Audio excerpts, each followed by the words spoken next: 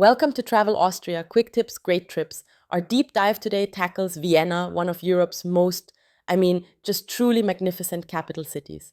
Right. But we aren't just looking at a simple checklist of sites, not at all. No, this is different.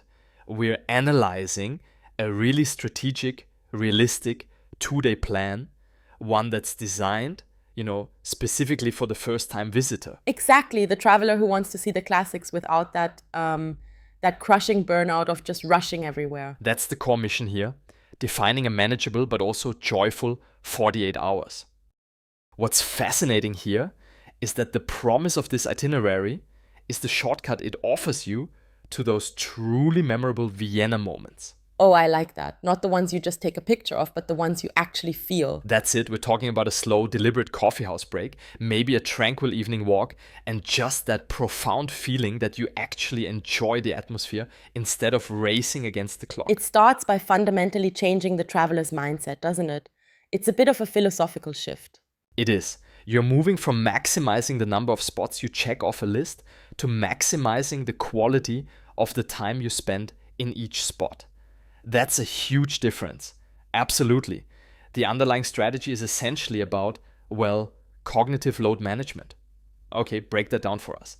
Well, many travelers approach Vienna by trying to fit in every single museum, every palace, every historical building they read about.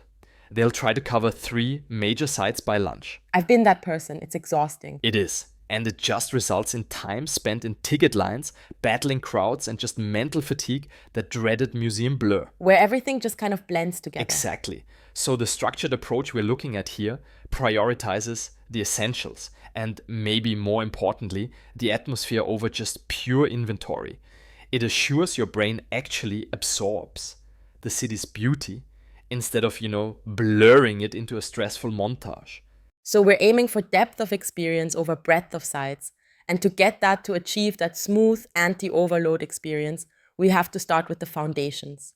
You have to. If the foundation isn't solid, the whole 2-day plan can just collapse in distress. So let's talk about those key setup tips, the decisions you make before you even leave your home that really dictate the pace and the energy of your entire trip. The first, and I would argue the most crucial tip for a short trip like this, is strategic accommodation. Right, this might seem obvious. It does. But for Vienna, the advice is really specific. You do not need to stay inside the most expensive, most crowded postcard zone. By that, we're talking about the Innenstadt, the historic First District. Exactly. It's beautiful, of course, but it's often noisy. It can be overpriced, and it sometimes requires you to navigate these dense crowds just to get out of your hotel in the morning. So the plan we're analyzing is very clear on this. You save time, you save money, and most importantly, you save energy if you choose somewhere with easy subway access, the U-Bahn to the center, instrumental music plays. Yes, that's the key. That allows you to find better value and, critically, a more authentic neighborhood vibe to come back to and unwind in.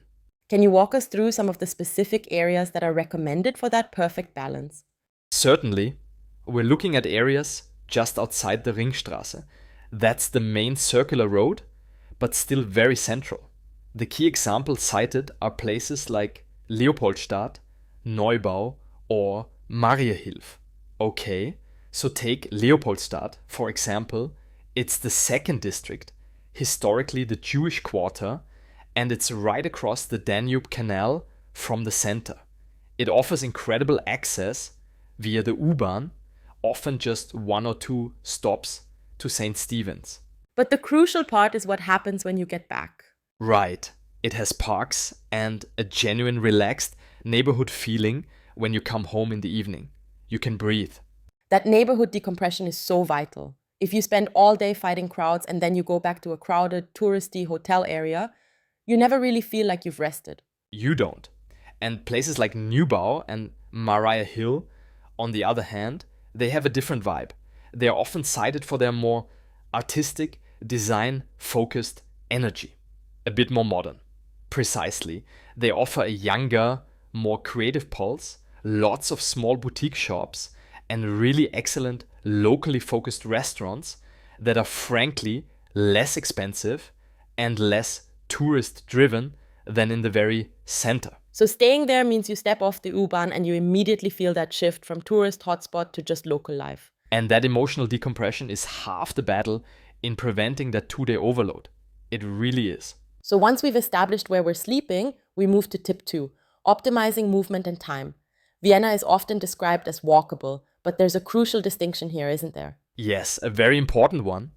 Vienna is inherently walkable, and walking within a neighborhood is absolutely the most pleasant way to experience the city. For sure, you see the details, the architecture. The textures of the stone, the local bakeries, all the things that make a place unique. Yeah. Yup. But the golden rule for efficiency on a 2-day trip is this: walk within, but subway between. So why is the U-Bahn so critical for that between travel, especially if we're trying to manage our cognitive load? Wouldn't, navigating a subway map just add more complexity? You'd think so, but it actually adds efficiency, which reduces stress dramatically. If you try to walk between, say, the Museumsquartier and Schönbrunn Palace, Oh, that's a long walk. it is, or even from the Innenstadt down to the Belvedere Palace, you'll spend 30 to 45 frustrating minutes walking along long, often traffic-heavy roads, waiting at lights, constantly checking your map. You're wasting precious energy. Exactly. Energy you should be spending absorbing the culture. The U-Bahn system is fast, it's quiet, it's clean, and it requires minimal mental effort once you know the color of the line you need. A long, tiring walk becomes a swift, seamless 5-minute journey. That makes perfect sense. It stops the clock watching. Okay, moving Burps. on to tip 3. For many of our listeners, especially those traveling long haul, we have to talk about leveraging the jet lag advantage. This is a secret weapon. Yeah. Especially for North American travelers. Yeah, if you arrive from the Especially- West, your body clock is going to have you up and ready to go much earlier than the local population and certainly earlier than the main tour groups. Vienna is a city that gets moving a little later in the morning. So we're saying skip that leisurely 9:00 a.m. breakfast and maybe hit St. Stephen's Cathedral by 7:30 or 8:00 a.m. Exactly. Use those early hours. Vienna is at its most beautiful, most tranquil, and most manageable before the day gets truly busy. That's a great tip. Those early hours, let's say between 7:30 and 9:30 a.m., that's your critical window to hit the most popular sites like the exterior of St. Stephen's, the central squares, or even Schönbrunn before the ticket lines balloon and the crowds make the experience just overwhelming. So by maximizing those quiet morning hours, you ensure your day starts with a win. Right. It builds confidence and it's crucial for your overall emotional pacing. You've already achieved something major before the typical tourist has even finished their second coffee. And finally, a very practical, non-negotiable reminder. Tip 4. Comfort over style. This sounds so simple, but it is so important in Vienna specifically. It's non-negotiable for a reason. Vienna is a city of grand avenues, historic streets, and vast palace grounds, and many of them are paved with stone or historic cobbles. It's not forgiving on the feet. Not at all. You'll be walking significantly more than you anticipate. If you estimate you walk 3 miles, just go ahead and double it. The simple physical reality is that if you sacrifice comfort for fashion on day 1, you are guaranteeing yourself a miserable, slow, and possibly painful day 2. Your feet will hurt, and that pain will directly impact your mood and your ability to absorb the culture without being physically exhausted. It's a small point, but it directly impacts the 2 most important things we're focused on: the atmosphere and your ability to absorb. We are designing for happiness here, not just efficiency. All right, now we launch into day 1. The focus here is getting that immediate, unmistakable Viennese atmosphere by focusing on the historic heart. The inner Stadt, which translates literally to inner city, but doing it with deliberate restraint. Right. The itinerary anchors the morning at St. Stephen's Cathedral, and this choice is very strategic. Why there specifically? Because the cathedral is the physical and spiritual gravitational center of the entire city. It instantly gives you a sense of scale, of history, of life. It serves as your immediate instant Vienna moment. And since you followed our advice and arrived early, Exactly. You can enjoy the exterior and maybe even a quick interior view before the main crowds arrive and it becomes impassable. From this anchor point, the plan dictates a very elegant, highly focused stroll through the central streets. We're talking about streets like Graben in Colmar. Yes, and this isn't just about movement, it's about visual absorption. So, what should you be looking for on the stroll? You should be looking up. These streets are pure high-end, old Europe Vienna. You're walking among these graceful Baroque and Neo-Renaissance buildings, refined storefronts, high-end designer boutiques. And those incredible public fountains. Yes, it's refined, it's grand, and it showcases the wealth and history of the Habsburg Empire, all distilled into a pedestrian scale. And doing this walk early allows you to savor that refinement before the streets become shoulder to shoulder with people. It lets the architecture breathe. You've set the scene beautifully. Now, here's the crucial cultural pivot that really defines the success of this whole 2-day plan, the coffee house ritual. This is where the strategy moves from efficient touring to real cultural integration. This must be planned as a real activity, not a frantic grab-and-go espresso stop. This is the art of the pause elevated to a cultural mandate. You must deliberately sit down, order a melange or a black coffee, maybe a pastry like an Apfelstrudel, and just take your time. I think a lot of people, especially those familiar with, say, Italian espresso bars or even North American quick service coffee shops, need to understand why this is so different in Vienna. It's a world apart. In most places, you feel this implicit pressure to move on quickly after you finish your coffee. The absolute opposite is true in Vienna. Sociologically, the coffee house. The coffee house. It functions as an extended public living room. It was a place where business, literature, and gossip were conducted for centuries. So lingering is expected. It's more than expected. It's the point. The traditional expectation is that you can order one coffee and linger for 2 or 3 hours reading the paper, writing, or just watching the world go by. The wait staff are specifically trained not to rush you. This gives you implicit permission to truly slow down. That calm mid-morning pause serves a dual purpose then. It's cultural integration, you are participating in a fundamental Viennese ritual, but it's also a physiological reset. Yes, it helps manage jet lag, allows your brain to process the sights you just saw, and it prevents that dreaded midday energy crash that can ruin an afternoon. Without this planned mandatory break, day one could quickly spiral into just a frantic, joyless march. It could.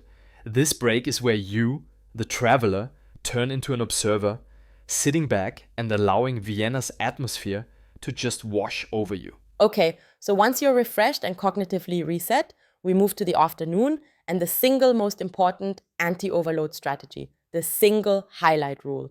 The plan is adamant. Pick one major cultural highlight, not 3. This is the moment where you need to be honest with yourself about your true interests. Vienna has these world-class museums and palaces. The Kunsthistorisches Museum, the Albertina, the Hofburg Palace interiors, the Spanish riding school. The temptation to stack them is immense. It is, but the data is clear. Museum overload is real. After 90 minutes or so in a gallery, your brain just stops absorbing beauty. Everything blurs into noise. We want quality-focused engagement. So how do you make that crucial single choice? What are the parameters? You base it entirely on your core interest. If you're a huge fan of Baroque masters like Rubens, Rembrandt, Vermeer, the Kunsthistorisches Museum is your choice. No question. And if you're more into graphic arts? Then the Albertina is the winner with its works by Schiele and Klimt. If your interest is purely in imperial history, seeing how the Habsburgs lived day to day, then the Hofburg Palace, specifically the imperial apartments or the silver collection, might be the better use of your time. The flexibility is key here. It is. You choose the one side that excites you most and you commit to giving it the time it deserves, enjoying it properly, rather than rushing through 3 equally important sites just to check them off a list. I like that. And I guess if you are genuinely not a museum person, you can skip the indoor highlight entirely on day 1. You can. You can save your big ticket experience for the outdoor elements of Schönbrunn Palace on day 2 and focus day 1 purely on the city's streets and squares. So if architecture is your passion, you might use that time instead to delve into the grand scale of the Ringstraße, Vienna's spectacular circular boulevard. So tell us more about the Ringstraße experience. It's this huge sweeping area lined with incredible landmark buildings. How do you appreciate its scale without turning it into a stressful, time-consuming walk? The experience here is about observation, not exhaustive exploration. The Ringstraße was built in the mid-19th century after the old city walls came down, creating this unified architectural statement of immense imperial power. It's lined with all the key structures. Right? The State Opera, the Parliament, the Burgtheater, the University. You don't need a specific ticket or reservation to appreciate its grandeur. Walk a manageable section, say from the Opera House toward the Parliament, or use one of the trams that run along the circuit. The tram ride is a brilliant suggestion. It lets you soak in those wide, elegant perspectives and that imperial scale architecture without physically exhausting yourself. Right. And it's a necessary visual contrast to the tight, almost medieval streets of the Innenstadt we explored this morning. That contrast is intentional, and we move from that imperial grandeur to a more relaxed modern space in the late afternoon. The plan recommends transitioning to the museum's quartier or MQ. Why is the MQ a perfect late afternoon destination? It feels like we're adding another museum area, which sort of violates our single highlight rule. It's not about the museum's house there, though they are excellent. Yeah. It's about the space itself. The MQ is this large, complex, built around open public courtyards. So it's an outdoor space, really. Primarily, it's a perfect contrast because it provides a buzzing design, focused energy, modern cafes, and a palpable local vibe. It's where people hang out, rest, meet friends, not just rush through. So you can rest your feet, grab a relaxed drink. Exactly. Maybe sit on one of those unique outdoor chaise lounges they have and still feel completely immersed in the cultural life of the city. It's a necessary mental and physical respite. This controlled pacing ensures that when the evening arrives, you are relaxed, not completely depleted. Right. We've had history, elegance, an intellectual highlight, and now a modern cultural pause. So, for the day one evening, what are the options? We recommend two paced options. Option one is simple, and honestly, it's often the most rewarding. Dinner followed by a gentle evening walk. I can attest to this. Vienna at night is genuinely cinematic. It is. The buildings along the Ringstraße and in the Innenstadt are beautifully lit. And crucially, the human traffic thins out significantly. The center calms down, making the streets feel spacious and grand in a way they just don't during the midday rush. It's a magnificent way to absorb the city's mood without any objective beyond just being there. Exactly. Now, option two is music. Vienna is synonymous with classical music, and if you want that iconic Vienna moment, you absolutely should include it. But with a dose of realism? Yes, stress realism. For a 2-day trip, it doesn't need to be the most expensive, late-night formal opera experience. Even a concert in a smaller venue or attending a relatively early performance at one of the famous concert halls can provide that sense of occasion without extending your day past midnight. The pacing check here is just vital. If you are still heavily jet-lagged, booking a very late-night formal concert is a recipe for disaster. You'll be struggling through the performance and then guaranteeing day 2 failure due to exhaustion. An early night, the plan advises, is often the smartest travel decision you can make. So the day one takeaway is clear. The most memorable Vienna moments are found in the pauses. The time in the coffee house, the slow walk through a calm courtyard, the measured appreciation of a single highlight. Refuse to treat the day like a checklist. Alright, day 2, it starts with the ultimate classic, Schönbrunn Palace. It's essential for first-time visitors, but its size and scope are precisely why it requires the most detailed strategy to avoid a meltdown. Schönbrunn is enormous. It was the summer residence of the Habsburg emperors, and the entire complex, the palace, the gardens, the outbuildings, the zoo, it could easily consume an entire weekend on its own. So what's the most important tip? It's simple. Arrive early and decide what you care about most. If you approach it intending to do the entire palace interior tour, see the gloriette and wander every single garden path, you will successfully consume your entire second day, and likely be mentally exhausted before noon. So we must approach Schönbrunn with a surgeon's precision. What is the intentional choice here? The choice is binary. You either focus entirely on palace interiors, committing to the history, the ornate rooms, and the feeling of stepping directly into imperial life, or you 4. focus exclusively on the gardens and views. You have to prioritize one. You cannot do both well. Okay, so if you choose the interiors, you absolutely have to pre-book your time slot, right? Absolutely. Pre-booking is non-negotiable for the palace tour, especially if you're trying to maximize that early morning window. This ensures you spend your time looking at the incredible staterooms rather than queuing outside them. You get to focus on the sheer opulence and the personal history of figures like Empress Maria Theresa or Emperor Franz Joseph. And what if the traveler is more interested in landscape, scale, and walking off the previous day's meals? Then if you choose the outdoors, you prioritize the relaxed pace and the walk up to the Gloriette viewpoint. Is that climb worth it? That hill climb is entirely worth the effort. The Gloriette itself is this beautiful neoclassical structure, but the real reward is the perspective. You get this vast sweeping view overlooking the massive palace complex, the sprawling gardens, and then the entire city beyond. It's one of the most satisfying views in Vienna. The goal reinforcement here is critical. Do your favorite part properly and then have the courage to leave while you still feel fresh. Get out before the peak crowds overwhelm the place, which usually means by mid to late morning. You saw it, you absorbed it. Now move on. Okay, so after the intensity and vast scale of the palace, the itinerary brings us back toward the center for a midday transition, a market moment. Yes, the choice is the famous Naschmarkt. Nachtmarkt is popular, lively, fantastic for people watching. It stretches almost a mile along the Wien River. It's a great visual experience with its array of spices, produce, and vibrant food stalls. But it can also be overwhelming. So what is the trick to enjoying it on this tight schedule? The trick's to treat it like a flexible, sensory stroll, not a structured meal. Walk through the stalls, grab small snacks or samples from various vendors, maybe some Turkish delights, a piece of cheese or a falafel to go. So you're there to absorb the color and the atmosphere, not to secure the perfect lunch table? Exactly. Avoid the complexity. If you go in trying to secure a perfect peak time, sit-down restaurant experience among the bustling crowds, it can quickly become stressful. The market is best when you move through it flexibly, using it as a vibrant backdrop for a quick, engaging lunch.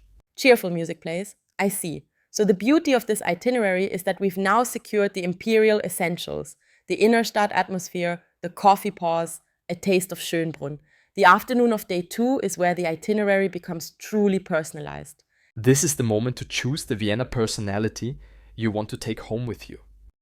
Vienna isn't monolithic. It can be green, it can be creative, or intensely imperial. The goal is to ensure the trip feels personal, not just like a copy-paste standard tour. Exactly.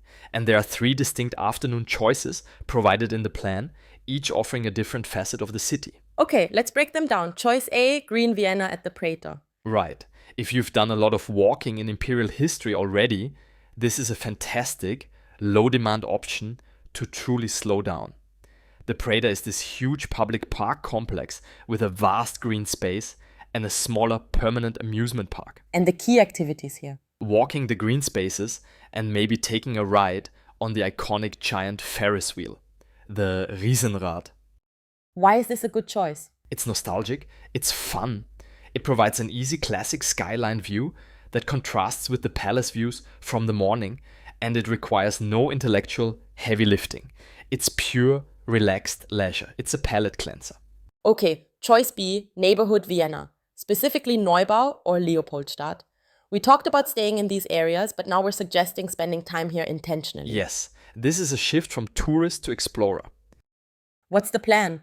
The instruction here is simple, but it's profound. Just wander side streets, browse small shops, local bakeries, quiet courtyards, and just observe everyday city life.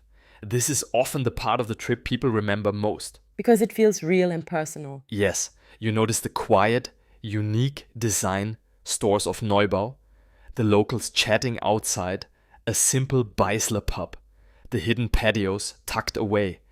It's where the city shifts from "I saw the sights" to "I got the feeling."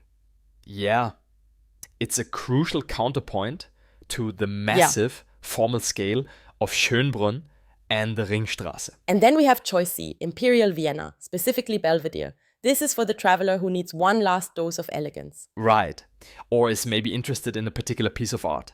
If you feel like you needed one more grand, elegant moment, or perhaps you didn't get your full art fix on day one, this is your chance. And the key here again is pacing. Pacing is everything. Focus on the beautiful gardens in the setting. They are magnificent Baroque masterpieces in their own right, even if you skip the museum interior that houses Klimt's The Kiss.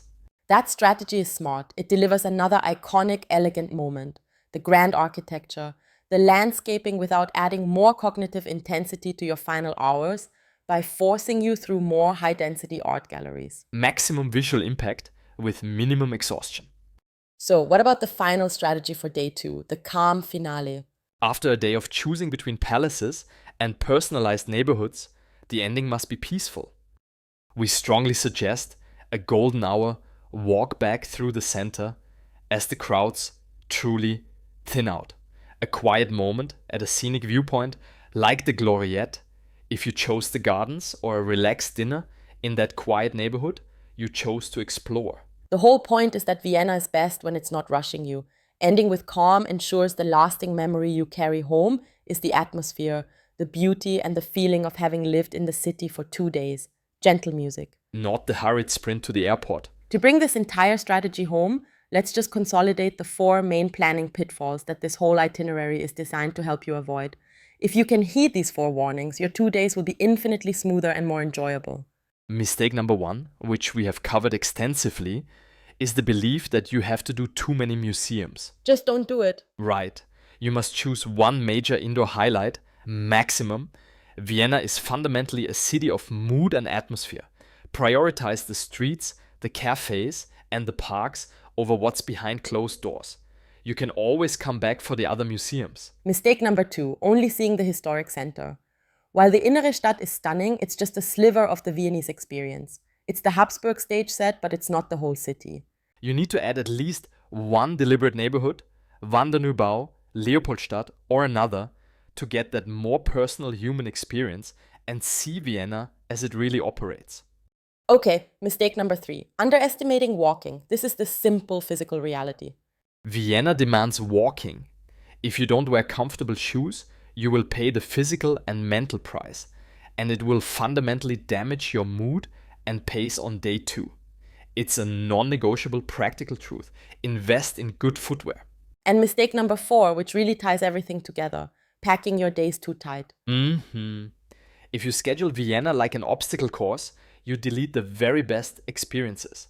Remember, the most quintessentially Vienna moments are slow. The coffee house pause, the long lunch, the late afternoon stroll. You have to build that breathing room into the schedule, or you will eliminate the atmosphere entirely. If we connect this to the bigger picture, this entire 2-day plan is really a profound lesson in intentional travel, isn't it? It is by recognizing and actively avoiding these common pitfalls, the rush, the overload, the discomfort, you move beyond mere sightseeing and you unlock the city's true, elegant character. This intentionality also extends to planning for the city's unique rhythms, like on Sundays, for instance. Yes, that's a crucial planning note. If your 2 days happen to include a Sunday, remember that many small shops, some restaurants, and key indoor sites will be quieter or operate on different reduced schedules. So don't try to force a busy, frantic itinerary onto a calm, relaxed Sunday. Exactly. Use Sunday for activities that are naturally slower. Parks, scenic walks, the Gloriette view, or the Prater. Vienna is a city that handles a slower, quiet day beautifully. Embrace the change of pace instead of fighting it. So, that's your deep dive into the perfect 2-day Vienna plan. Classic highlights, strategic timing built around early mornings and intentional pauses, and customized options built into day 2 to ensure you get the version of Vienna that really fits you. We encourage you to use that built-in flexibility, and just remember that restraint, paradoxically, is the key to enjoying this magnificent complex The city. core insight of this itinerary is that the coffee house is a cultural activity precisely because staying is part of the experience. Now, consider this final provocative thought for you. How can you apply this intentional pause philosophy to other routine elements of travel or even to your own city life? That's a great question. What non-tourist locations, like riding public transport or simply sitting in a public square, could transform from merely a point of transit or rest into a point of profound cultural observation just by you refusing to rush and choosing instead to simply be there. That is how you truly maximize atmosphere over a checklist. Thanks for listening to Travel Austria, quick tips, great trips, and see you soon in Vienna.